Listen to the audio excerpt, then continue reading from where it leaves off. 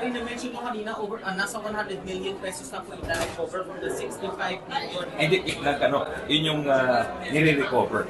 Ibig sabihin, nag-file na kami ng kaso at both, sabi ko nga, both, not just civil, nag-file na rin kami ng criminal case para discourage na yung mga insidente ganito. Hindi na mawili o masanay sa mga ganito at may konting takot din na gawin dito. So recovering po yung 100 million na yun, ilang schools na po yung under investigation din? Marami. Hindi ko alam yung detalye ngayon eh. But I can give it to you. I'll give it to you. Sir, ilang mga taga-DepEd at ilang high schools itong mga pinasuhan? Yung pinasuhan namin isang school. Pero 3 cases, 3 individuals to be honest. Sa DepEd naman, marami bang David, wala na dun yung mga hindi na konektado sa pero nakasuhan na rin sila? Yeah. Ilan po sila?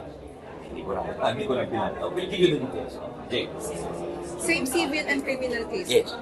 Kapag nakuha yung 100 million na yun, saan po gagamitin ang DepEd? Sa voucher pa rin. Kasi limited by the budget item. So, gagastusin mo din sa...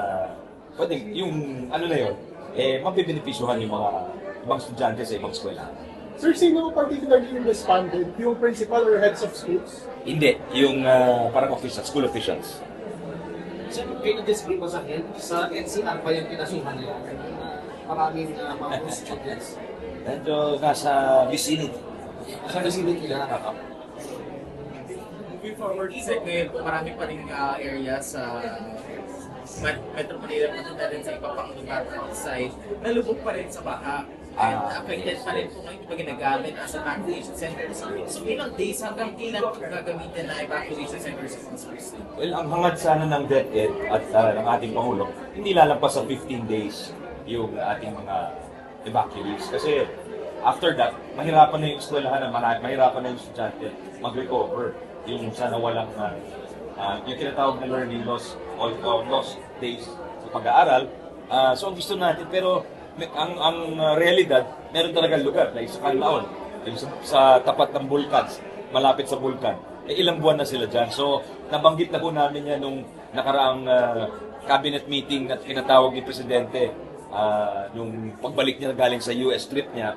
At binanggit na ho namin yun na sana yun ang maging priority ng Department of Public Works at ng National Disaster Risk Reduction.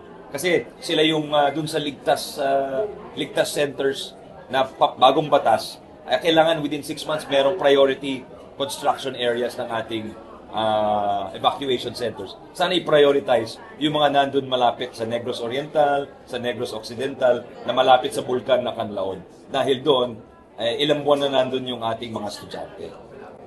Sir, going back dun sa... Or ilang buwan ng nasa paaralan yung ating mga evacuees. Kaya hindi nakakapag-aral ng maigi yung ating mga estudyante. Sorry. Sir, going back dun sa those vouchers, lahat ng nakasuhan for now may preventive suspension or even default. Ay, hindi, private individuals po ito. These are private individuals. Tapos yung preventive suspension does not apply because they're no longer in DepEd. You only suspend someone who's within your department.